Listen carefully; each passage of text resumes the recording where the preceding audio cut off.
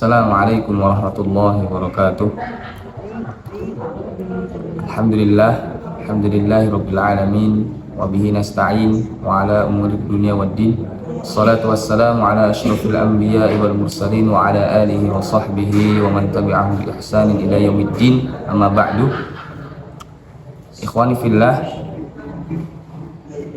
pada malam hari ini kita akan melanjutkan kajian kitab Al-Mabadi' Al-Fiqhiyah Al-Juz Al-Awwal. Kemarin kita sampai di bab atau di pertanyaan ma makna iqamis shalah. Kita lanjutkan. Bismillahirrahmanirrahim. Ma makna iqamis shalah? Apa arti dari mendirikan salat itu? Maknahu, artinya fi'lus sholawati al-khamsi, mengerjakan sholat-sholat yang 5. Di sini kita mendapati perbedaan.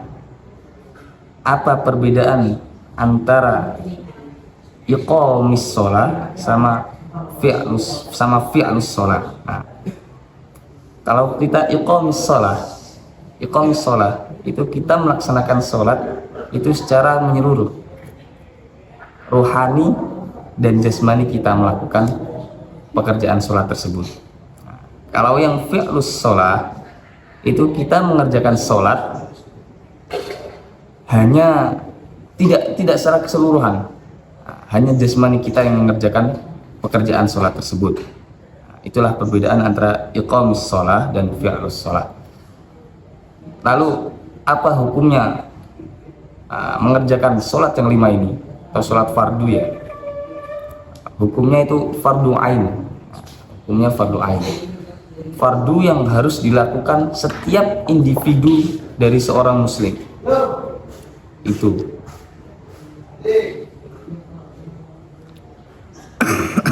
Kita lanjut. Ma as-sholawatu al-khamsu. Apa itu sholat-sholat yang 5 itu? Dia as-subhu. Nah, dia itu sholat subuh, wal zuhru dan sholat zuhur, wal asru dan sholat asar, wal maghribu dan sholat maghrib, wal isya'u dan sholat isya'.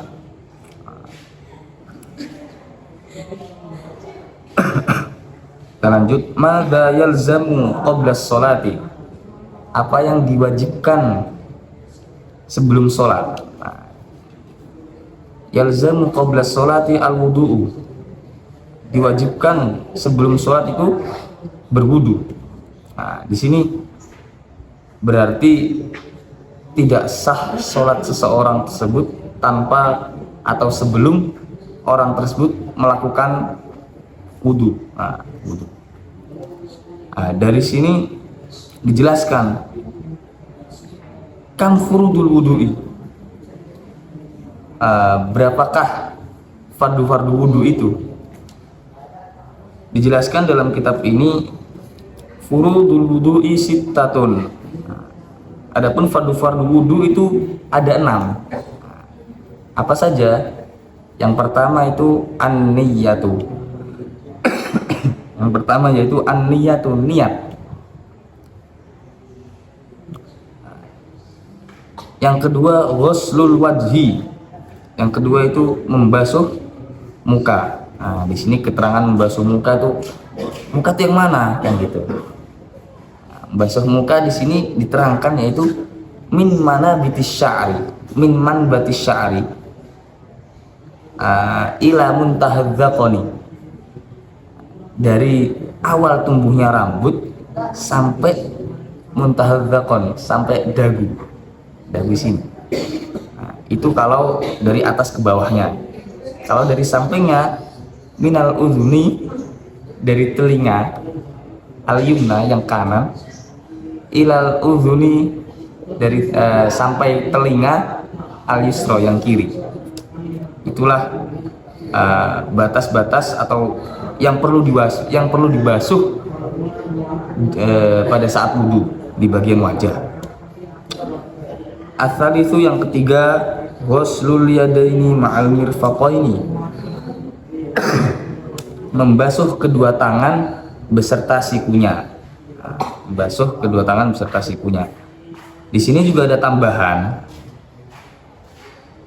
bagi orang-orang yang mempunyai kuku yang panjang, itu juga harus memperhatikan kulitnya. Kulit yang ada di bawah kuku yang panjang itu juga harus terbasuh. Di situ. Terus ar-rabi'u yang keempat itu mashu ba'dur ra'si, membasuh sebagian kepala. Membasuh sebagian kepala.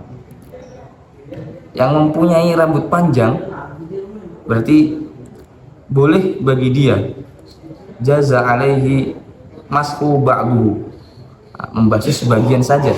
Itu sudah sah. Al-khamisu yang kelima ghuslur rijlaini, membasuh kedua kaki ma'al ka'baini, beserta kedua mata kaki. As-sadisu yang keenam itu at-tartibu, berurutan. Jadi itulah fardu-fardu wudu yang 6 ini. Kalau salah satu dari fardu tersebut hilang atau kita tidak mengerjakan, maka wudu kita tidak sah di situ. Karena fardu itu sesuatu yang harus dilakukan, yang harus dilakukan, atau bisa dikatakan yang wajib di dalam wudu itu ada 6 itu. Oke, kita lanjut.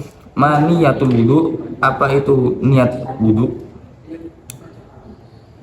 Di sini disebutkan jawabannya, yaitu hiya nawaitu raf'al hadatsil asghari.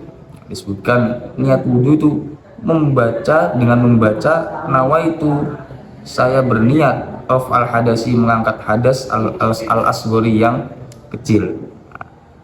Jadi kita niatkan di manakah letak niat wudu ini, itu di manakah letak, di manakah tempat kita berniat saat kita berwudu. Itu kan yang menjadi soal. Kita berniat itu pada saat awal kita membasuh wajah. Di situ juga kita awal dari niat kita untuk berwudu. Itu ya. Jadi saat kita akan membasuh wajah atau pas kita saat mengusap pertama kali wajah, itu kita juga niatkan untuk niat berwudu, yaitu nawaitu raf'al hadatsil asghari, dengan membaca doa dengan baca niat tersebut, nawaitu raf'al hadatsil asghari. Begitu. Mal hadatsul asgharu, apa itu hadas-hadas kecil? Adapun hadas-hadas kecil itu kullu ma yubtilul wudu, semua yang membatalkan wudu. Semua yang membatalkan wudu itu bisa kita sebut dengan hadas kecil. Di sini jawabannya, di sini huwa kullu ma yubtilul wudu. Terus lanjut, mal ladzi yubtilul wudu'a, apa sajakah yang membatalkan wudu itu? Alladzi yubtilul wudu'a khamsatun, adapun yang membatalkan wudu itu khamsatun, 5, ada 5. Sesuatu yang membatalkan wudu di buku ini jelaskan ada 5 sesuatu yang membatalkan. Al-awwalu, yang pertama, yaitu khuruju syai'in min ahadis sabilaini, keluarnya sesuatu dari dua jalur. Apa sih sabilain? Yang dimaksud sabilain ini apa?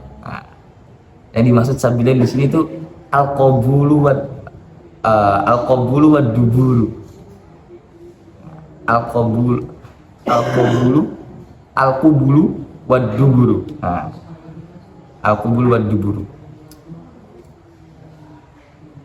Apabila keluar dari dua jalan ini, dua jalur ini, maka telah batal wudu kita. Apabila kita sudah berwudu, terus kita coba salah satu contoh dari yang keluar dari dua jalur ini, contohnya yaitu seperti al-baul, kencing, atau al-ghaid, BAB.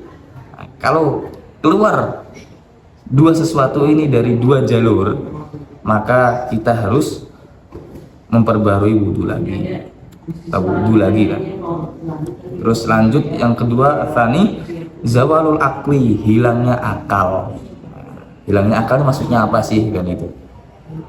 Sebabnya apa sih hilangnya akal nih, kok bisa hilang akal?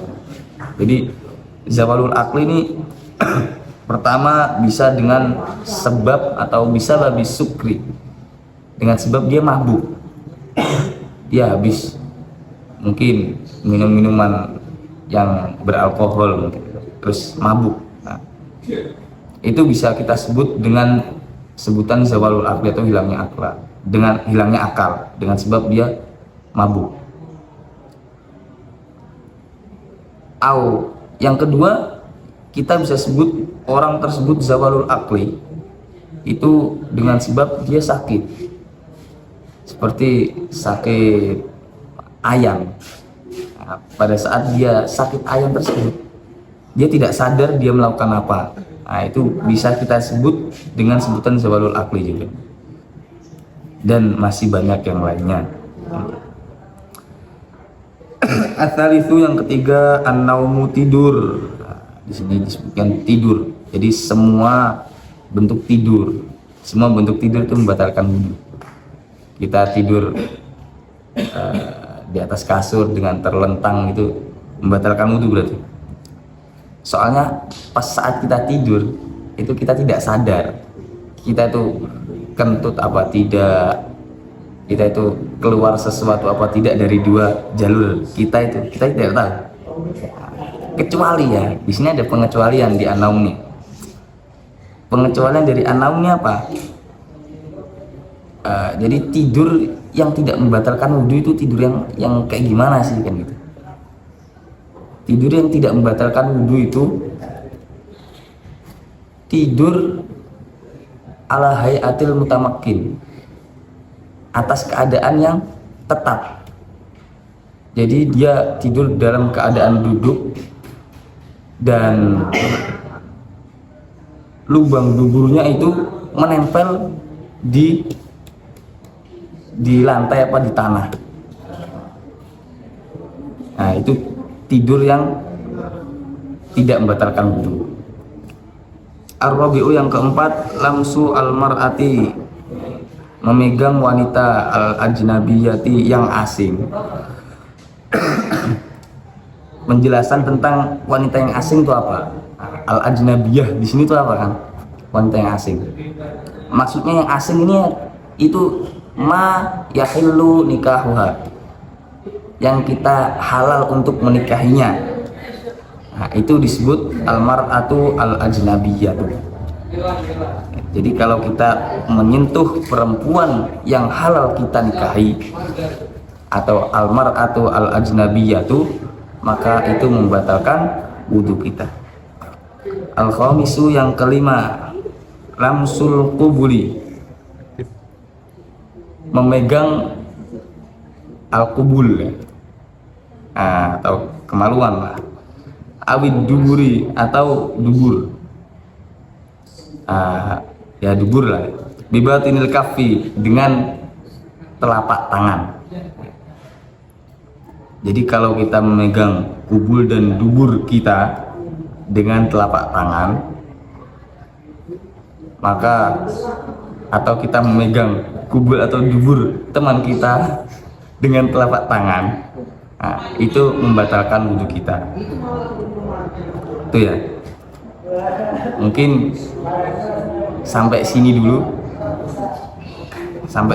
kita membahas tentang membadi fikih ini. Semoga apa yang telah kita pelajari bisa bermanfaat bagi diri kita semua, dan apabila ada salah dalam perkataan, kami minta maaf yang sebesar-besarnya. Wassalamualaikum warahmatullahi wabarakatuh.